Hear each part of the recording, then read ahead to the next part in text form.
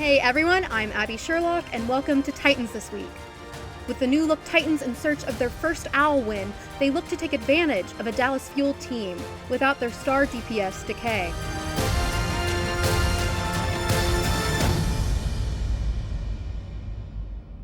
After last week's loss to the Toronto Defiant, the Titans, although down, still knew that they were getting better week by week. Titans off-tank, KSA, believes that team chemistry and synergy are improving as each day goes by. Let's take a moment to hear his thoughts ahead of the Titans match against the Dallas Fuel. KSA, I play for Vancouver Titans in the Overwatch League. My role is the off-tank role. I'm from Saudi Arabia. Vancouver, they reset, they get their shields back, and just as point opens, they move up to recontest. Shredlock with a lot of HP on his shield, now it's burning down quickly, and KSA picks up the first kill. This is actually going Vancouver's way.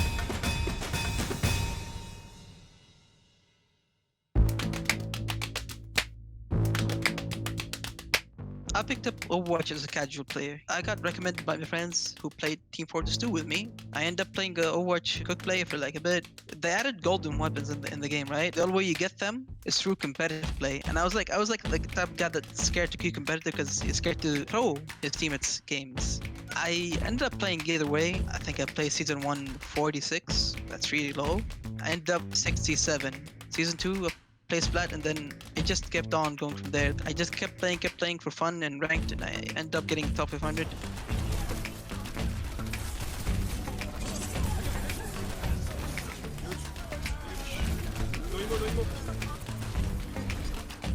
Oh, at the body block! Oh my! Even reached rank 1, and I was like, I'm pretty good at this game. Why not try a shot in open division? I go in open division. I made it to contender trials, and then after that I joined contender teams. And that's how it started. So I entered in casually, and then slowly became a competitive player in it. At first, they were skeptical because they didn't know anything about the Overwatch League, esports in general. They were like thinking like video games are just a waste of time. Then after like talking with them, like slowly, they saw what the league is, and they were supportive of me. It's really tough, but in the end they support me, so that's good. It felt unreal. At first I was like checking the account if it's actually Blunt, the guy who's actually talking to me. Is this really happening? Is this finally it? I was like really tired when I saw it, and then I sleep, and then I wake up, I'm like, wait, was I dreaming? And then I go check in, I'm like, wait, no, this is real. It felt like a dream, legit. A dream come true. You see, there's this conception that EU is just easier than NA. I want to go into the league, show them what I'm capable of, what I can do. I also want to dominate the NA ladder also, once I get there. I'm very passionate about Overwatch. It's the first game I'm actually really love and enjoy. I want to be the best I can be in that game. That's the mentality I have. And to be that, I have to reach the finals and win Overwatch Grand Finals and get MVP maybe. Got into Snacks Ramos at the moment, but KSA is stopping them. This was an insane play. This guy's been so good. Give us a bit more time. We're all rookies. We don't have the advantage of being close to each other like other Overwatch League teams. A bit more practice. I think everything should be fine, honestly. I don't really like to compare I want to be like that guy. I want to be even better than that guy, to be honest. Leading up to the match, the Fuel made a last-minute signing of Norwegian DPS Onigod. Coming from noteworthy contenders teams Envy and Team Doge, Onigod has been a sought-after prospect who has, after years of grinding in contenders, finally got his shot in the Overwatch League. Onigod has an incredibly versatile hero pool with the ability to play hit-scan heroes such as Ashe and Widowmaker, while also being able to flex over heroes like Genji and Junkrat with ease. Was the signing of Onigod enough for the Fuel? Or was this the week to snap the Titans' 7-match losing streak? Let's take a look in our recap. Onigod is ready and waiting. Nice post bomb! But the Immortality Field comes out instantly there from Karkar, and he is able to stop the brute force, the brunt force of damage going through. Hawk now from KSA. There's a lot to push them away, and that's going to be the old 2 for 2. Onigod's still alive though on the point, contesting this one as he does. The mine's now going to be laid down though by Shredlock. Going to be stopping them from really contesting too much here. It's going to be probably around 84% indeed. Oh, KSA though, he's been bionated. Nice Immortality Field. Yep. And he used a Breather, but it didn't obviously give him any healing. It still gave the damage reduction. when he was breathing through, so kept them alive for a short amount of time. Dalton, though, cleaning up with 2 kills. And make it a 3rd. Why not, Dalton? Turning up, shuts down Onigod. And Josh, we did say final fight territory, and I was questioning what was really going on there because Doha switched over to the Genji Soda. Pressure down someone, but he ended up missing the target. Dalton, meanwhile, as well. Again, going for it. Gamsu almost gets the kill there onto the back line, but luckily Onigod was able to take out Rolf. And it is just chaos. Onigod finally able to bring down Shockwave as well. Just need to clear a few remaining players off. Shredlock managed to keep the overtime still going. Rolf goes in with the Transcendence just to try and keep his team alive desperately, but Shockwave will fall in the end. There's only a couple of players remaining now. Note lifts up KSA, but unfortunately won't get him much higher than a couple of inches off the ground as he does fall from the initial damage. And as the overtime will burn, looks more and more likely that we are going to be going to the 1-1. 1-1 thus far in terms of rounds, which means that we're probably going to be heading over to the Mecha base. Seems very likely. Dallas Fuel are just clearing people off the point. This one, a well-coordinated round, nice execution, and Onigod stepping up in a large way. Yeah, a bit of a mistake from Gamsu. Doha, though, he's got the paintbrush. He's just wiggling around. Shockwave can't hit him. Finally brings him down, yep. It looks like the Vancouver Titans are in a solid position. Losing Gamsu was a bit more of a blow than losing Karkar was for them. And it allowed them to play the heroes that he's spectacular at. If he can convert here, we this go. would be huge. Nano boost applied. Blade comes out. Stun and accretion pushes him back. That was the flashbang as well, I believe, from Shockwave. They instantly shut down the Blade. Vancouver Titans with an excellent read on what Dallas were running there. Very, very scripted. And with these kills opening up for them, it looks like the Vancouver Titans are ever so close to taking away this first map against the Dallas Fuel scenario. I didn't think they would even imagine to be happening, but there we have it. The Vancouver Titans. Map number 1 going their way. Yeah, no one's turned around to heal him, so he's in a bit of a precarious position. It's a dangerous scenario for him to try and peek this one now, and the Vancouver Titans, they've been given enough time, bit of a blessing here, to build up this supercharger, and that's going to give them the damage they need to just push all the way in here, as you can see. More than enough, despite the fact that the supercharger went down at the tail end. It gave them a short little damage boost, and Doha's not paying attention. Yeah. Has no drive there from Gamsu. But he's not with anybody. Here, no one's, yeah, he's not with them at all. KSA uses the Gravitic Flux, and he does end up taking out Notes.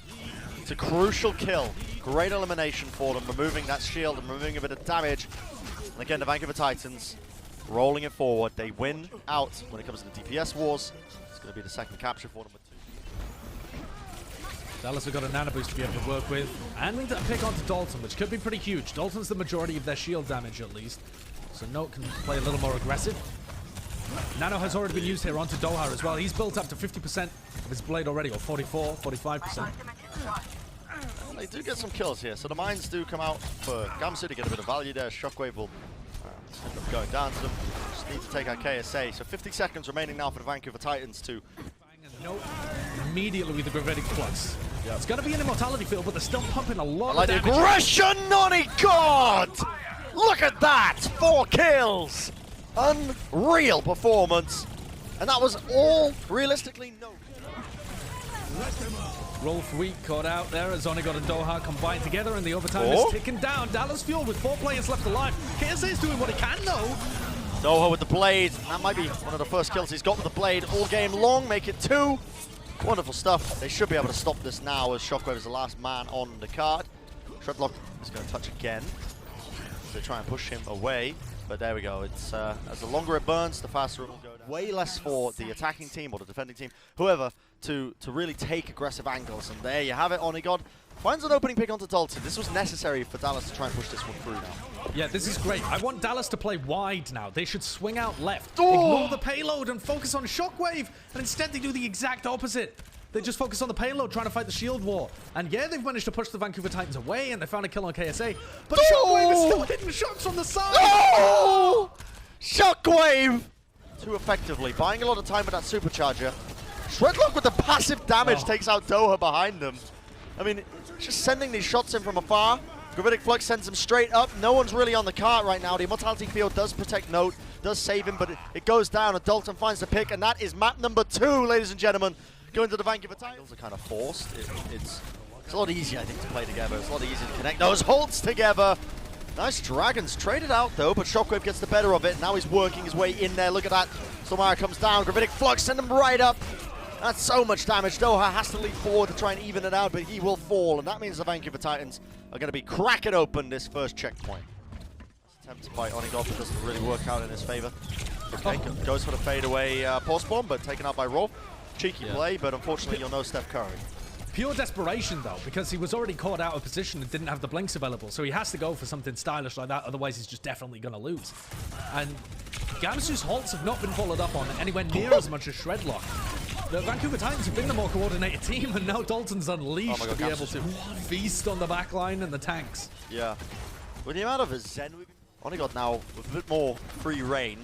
Doesn't have to worry about too much, but that's the power right now, the staying power. Onigod has to prioritize that supercharger. He takes it out, but not before Gamsu did fall a little bit earlier. Dangerous scenario right now for Dallas Fuel. Dangerous indeed. 40 seconds for the Vancouver Titans to work with. The Gravitic Flux brings down Note. So many players falling, no one can touch Dallas Fuel. Not a great showing, I think, but Vancouver Titans winning it seems like, but it could be anyone's game. And you got to remember, Dallas Fuel, any pickoffs they get, any trades, it works out in their favor.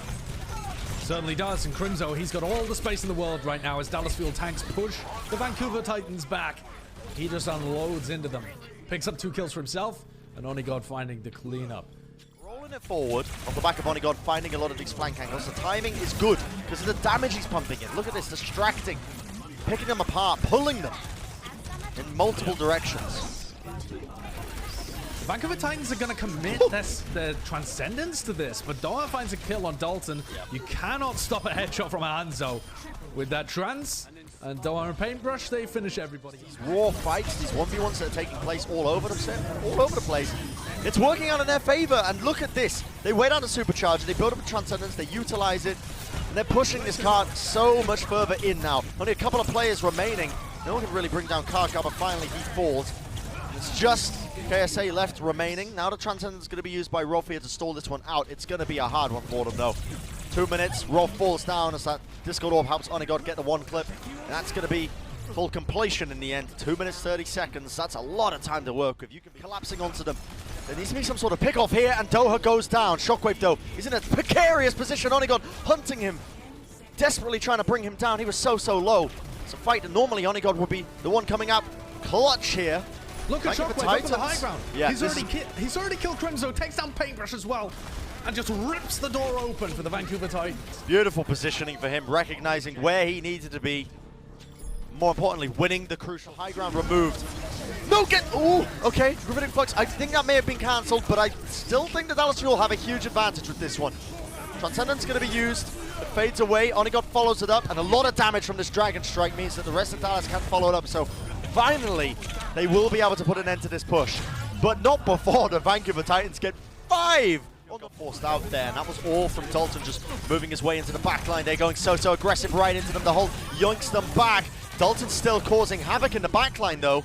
He has brought down Doha, and he's looking for a couple of more right now. Going for this split approach, pincering them, but Dallas should have the positioning advantage. Post bomb is going to whiff. No one going to be falling just yet to that one. Dallas, surely they should have an advantage here, but Rolf did find 2. I feel like this is... Picks if they leave him up here. Oh, trying to take the 1v1. That was a huge advantage. Now the Dragon Strike pulls them all together, but that's going to be the Transcendence keeping them alive. Crimzo, surely not the Charlie 9. I don't want to see it. Not here, not right now. Josh, Dalton absolutely demolishing them. Dallas Fuel inches away, but not quite good enough. Only a singular player remains, and it will be not enough. The Vancouver Titans.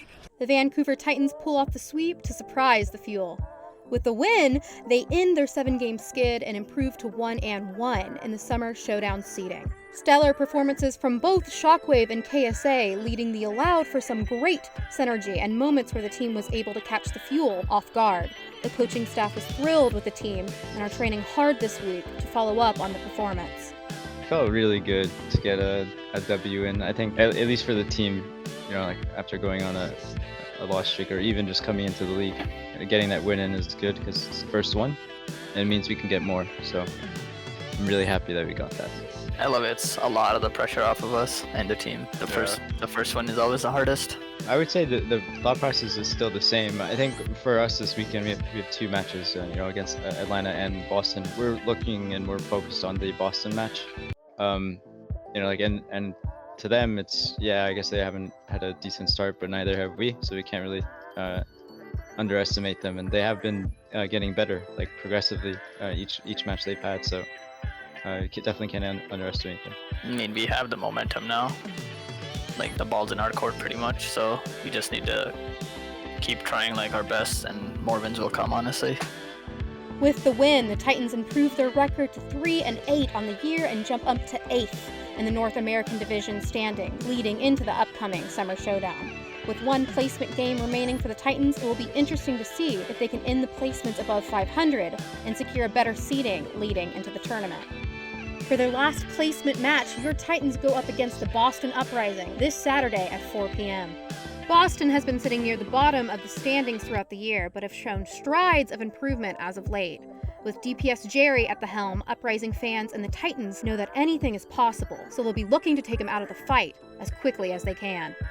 The Titans have seen a huge improvement in the chemistry of their DPS duo of Dalton and Shockwave.